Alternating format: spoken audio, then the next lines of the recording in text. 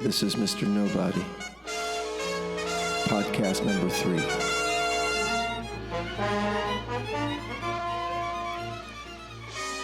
There's a lot of things I should talk about, and I will talk about.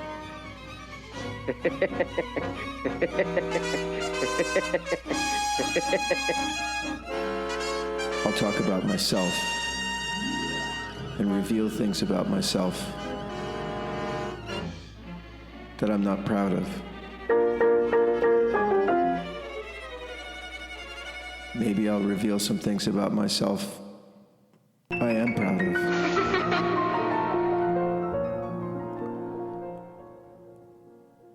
I'll talk about my son. Mostly, these podcasts are about how I feel about how my son died, and how I feel about what's going on in our society, and how it is that so many people are getting duped and groomed and deceived.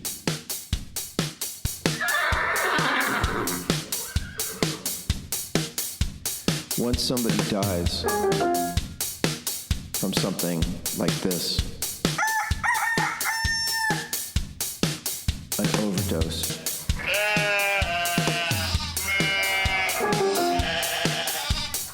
and I don't call it an accidental overdose. I think that's bullshit. My son didn't accidentally inject himself with fentanyl. He did it on purpose.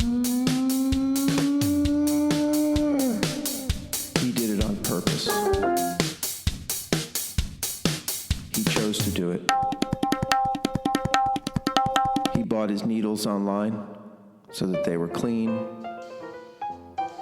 He found a source.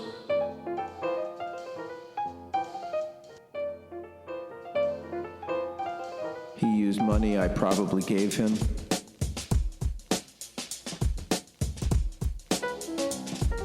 And he had to strategize where he was eating,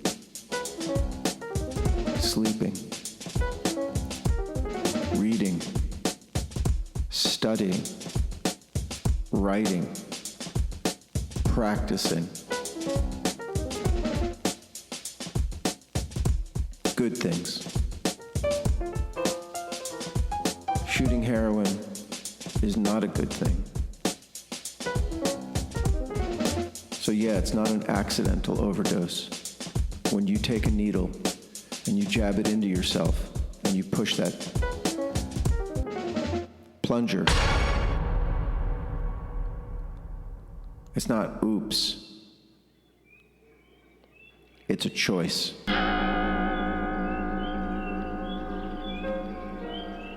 The idea that addiction is a disease, I believe, is a really easy excuse for people not to take responsibility for their actions. Yes, I agree that it's something that you can't control any longer once you're so far into the weeds that your biology is just all fucked up and you can't balance that out without a monumental effort from the mind, from the emotions, from the body.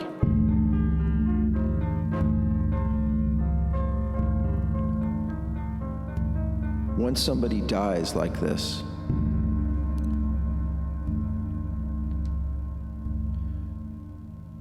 you ask yourself,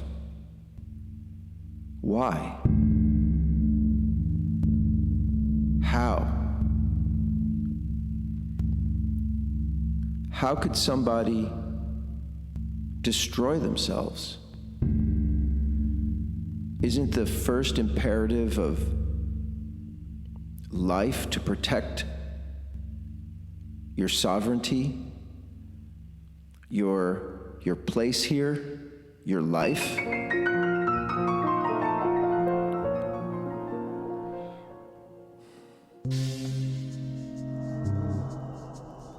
I think there's only a couple of animals that kill themselves, like lemmings. There was a case on an island off of Maine where the deer became so overcrowded that they just started dying. Turned off their life. Turned off their life.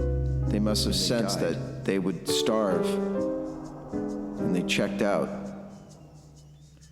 Something in their biology turned off their life.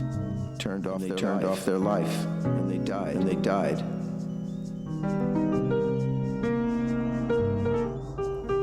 What the hell is going on?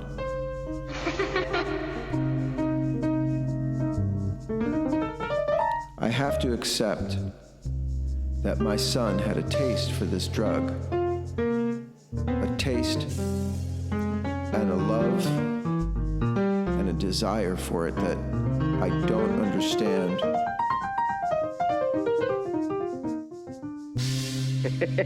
Because I've never done it. I did break my hand.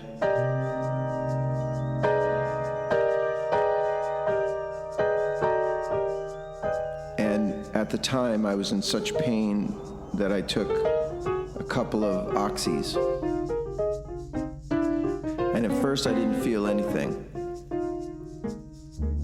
I mean, I took one, and then the next day I took another, and then I felt it.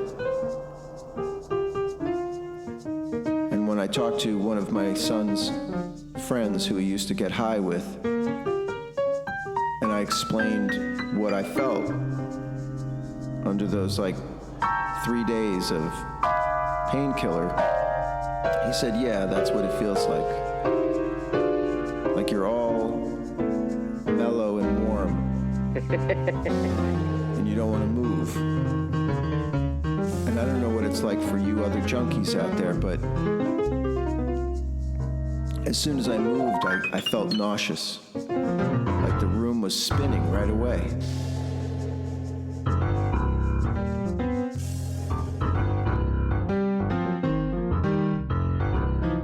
As a martial artist, I never feel comfortable if I do something to myself to the point where I can't respond. And believe me, somebody could have done whatever they wanted to me, because I couldn't have responded. And that was just a single oxy.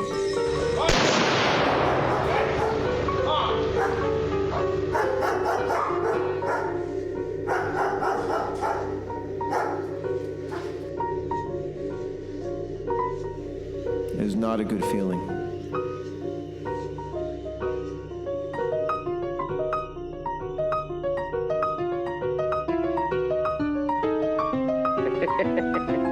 I couldn't imagine.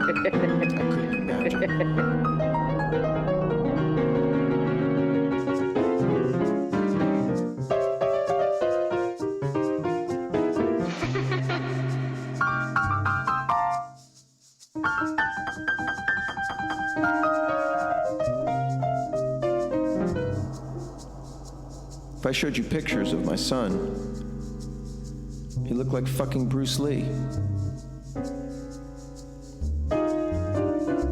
We trained all the time. We talked about incredible things.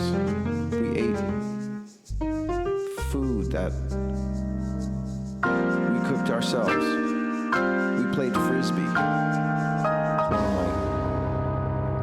my favorite things to do, which I haven't done since. Last time I did it was 5 days before he died, before he killed himself. Because he didn't just die. He ended his life. By choice. through his actions.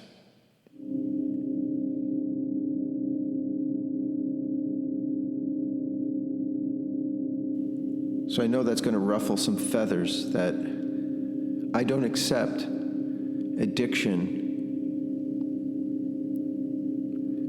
as a disease that people can't control, that junkies can't control. I accept it as a pattern of behavior that only junkies can control. Help me. I was the only one who could get myself off of alcohol, another sick and twisted drug that I still have problems with, but not like before. I was the only one who could finally give up smoking cigarettes, another hoax that you're groomed and lied to about, that it's cool. Every cigarette smoker is a junkie, and it sucks. But if you don't admit that, then you're just lying to yourself. Try not smoking, and you'll know what I mean. I went on and off for, 30 years. I don't know. On and off. Maybe I had 7 years in that period where I didn't smoke cigarettes, and then I jumped in again.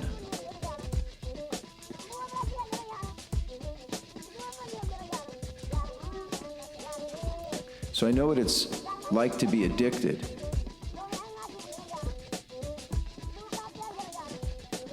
And I also know we're being conditioned, groomed.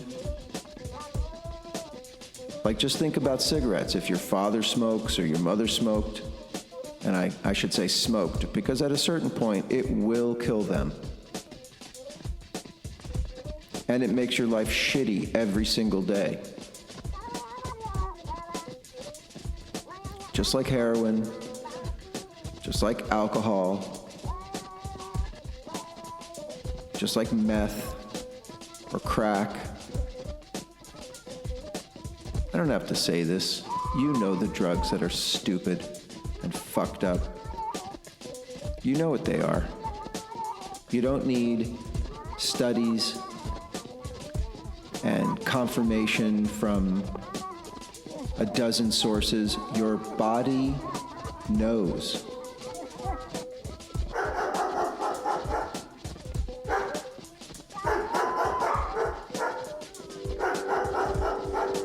Your body knows. Your body knows. Your body knows. So, when somebody dies like this, there's a lot of confusion, because not many animals actively kill themselves. And I heard a lot of times in my support groups and in my study and things I've read that the addict didn't mean to die, or didn't mean to kill themselves, or didn't think it was going to happen. Well, let me change that for you. It's going to happen. It's like a fork in the road. Once you take that left turn, fork in the road,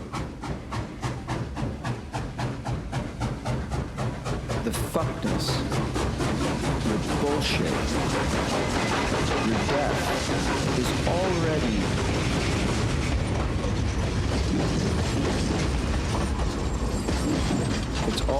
there. Because that's when the game starts. With the dealers, the eroticism. You know what I'm talking about? Like the the hard-on you get calling your stupid fucking dealer that murderer, getting the stuff, the objects you use, the anticipation. Sometimes that's already where the drug hits, is in the anticipation of knowing you're going to do it.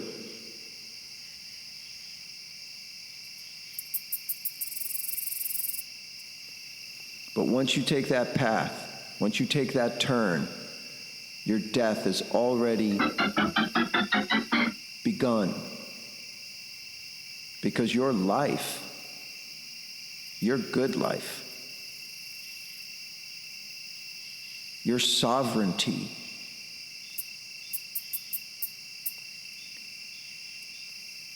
it's over.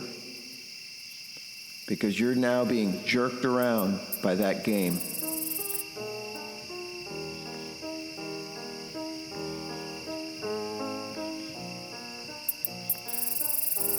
So that's what's wrong with the normalcy of like smoking cigarettes. You know, yeah, you don't want to have a culture or a country where people can't make free choices, but really? Are you that fucking blind that you don't realize that the inside of your body is saying, what the hell? What is this bullshit? And what is this bullshit? I'll tell you how I quit smoking. It took a long time, on and off, a lot of bad behavior, a lot of hating myself, hating my weakness, and then years of, I guess, white knuckling, you know, just saying no, but not being over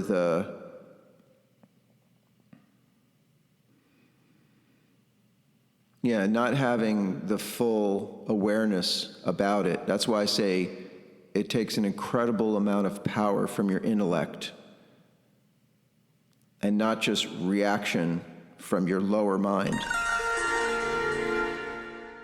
Realizing cigarettes had no nutrition, realizing that cigarettes, that tobacco products, were subtracting from my power.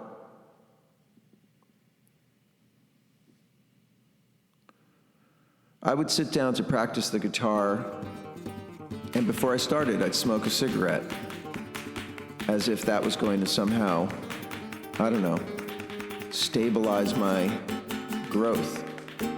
And then I'd light another one as soon as something good happened on the guitar, as like, I don't know, a reward mechanism. It's fucking ridiculous.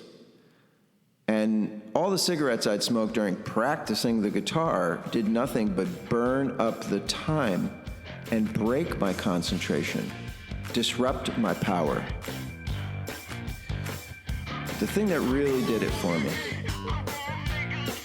was that I preferred to be a singer over a smoker. I think that was it. I was doing a lot of gigs, and you know, you get a lot of adrenaline, you're smoking like a frickin' chimney. Although I always had that game that I played with myself where I only smoked 10 cigarettes a day, and they were really, you know, good ones.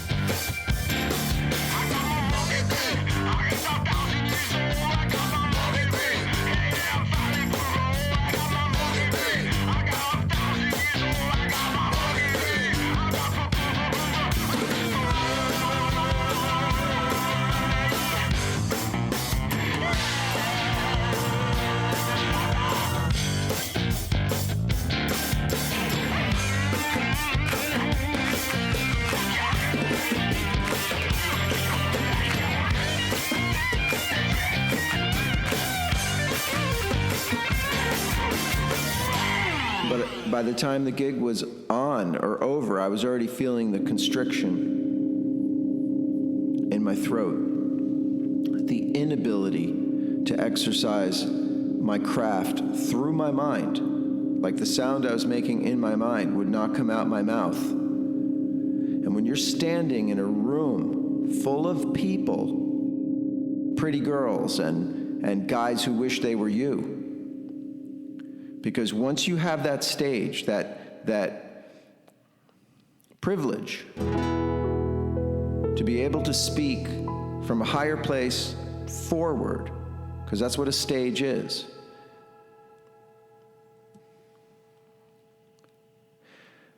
There must be some responsibility along with that privilege, because it is a privilege to play the guitar, to sing a beautiful song, a song with deep meaning.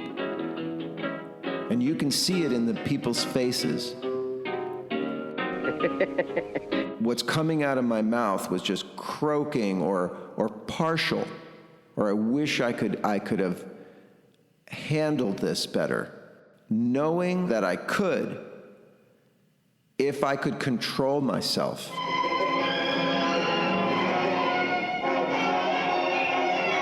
And cigarettes was the wall between me and that experience, me and that ability.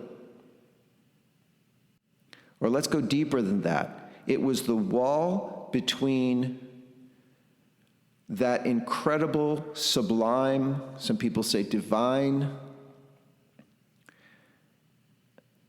power, inspiration that comes to us, gets processed, and then shines through the stained glass that is each of our individual selves. I was blocking it through my behavior, through my actions, my choices. To be a fucking cigarette smoker? That's bullshit. That's just weak. I mean, that's how I looked at it. I just got sick of that. And I asked myself, what would I rather be? Because it came down to that. A lot of people can ride the wave of their youth and their health and their strength. Kind of ride it where it's not messing you up so bad. But I've worked with enough young people who are smoking. I can hear it, and it sucks. And the whole game of stepping out every fucking 5 minutes to smoke, it's just bullshit. It's an addiction. And it's one that you foist upon society, culture, and yourself, your own art. Your art could be welding. It could be dancing. It could be drawing, painting, writing, working, whatever. I worked as a construction worker, as a house painter, and it was always that, yeah, take a break, have a smoke. Help me.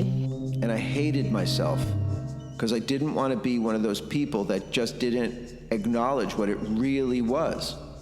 My choice to slow myself down, to dumb myself down.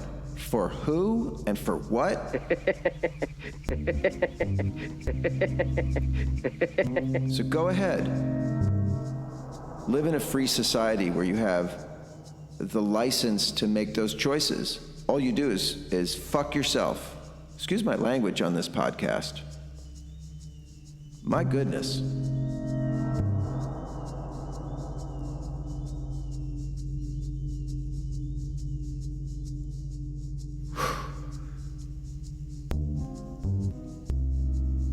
So yeah, when somebody dies from killing themselves by overdosing, by choice, by their actions, it didn't just happen on that night.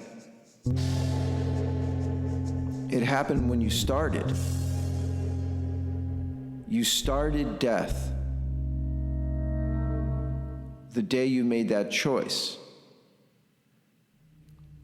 And yeah, it's hard when you're in there a little bit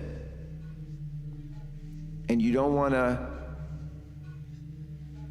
deal with the pain. Help me.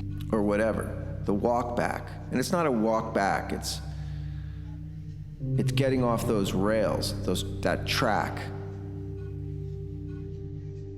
It's not an artificial thing I'm talking about, like going to church and talking about living a moral life according to just another form of self-deception. It's about taking care of the one thing, the one privilege that you have, your body and your mind. And those things are unified in time. And that unification is you.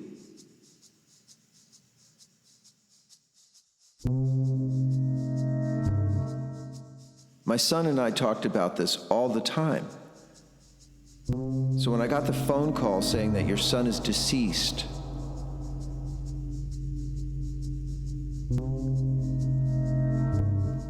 I just couldn't believe that his hunger, that his love, and that his self-deception was so great.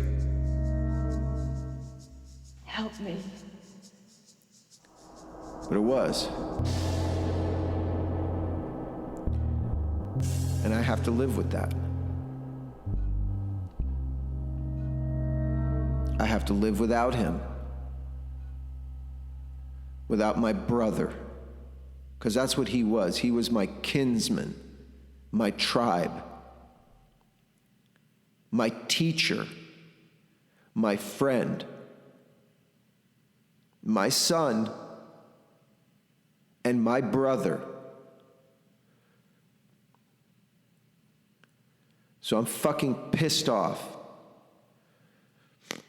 And every time I read of another person just, dying at 23, 24, I just say opiates, OD. I look at the news feed and I'm like, they fell into the soup.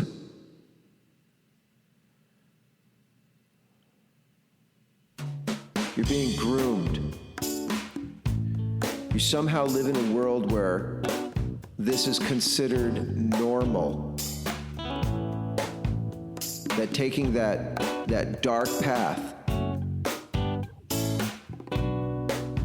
isn't the beginning of your death. That it's something that you can investigate, explore.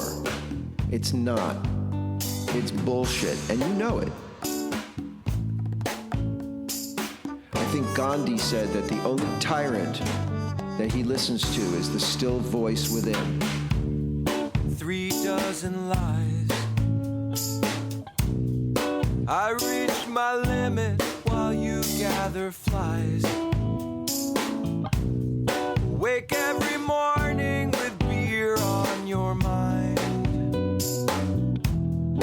anticipating the pornographic that I'm gonna find. My outer limit.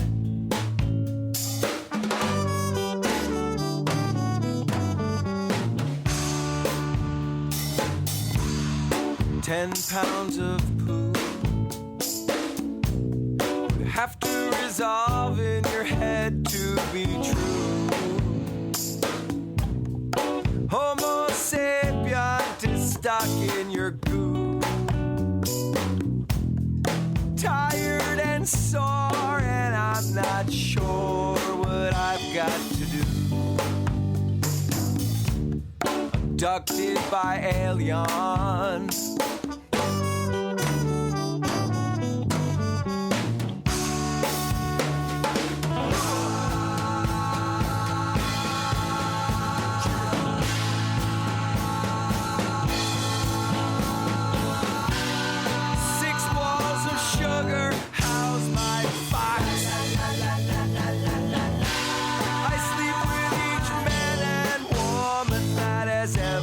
Played in your box.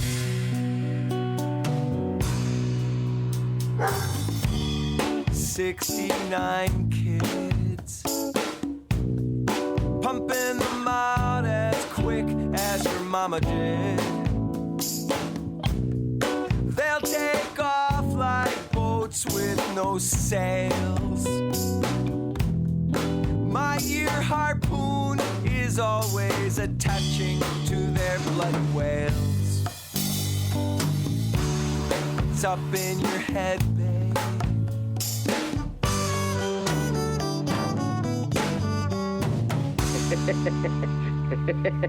Shut up.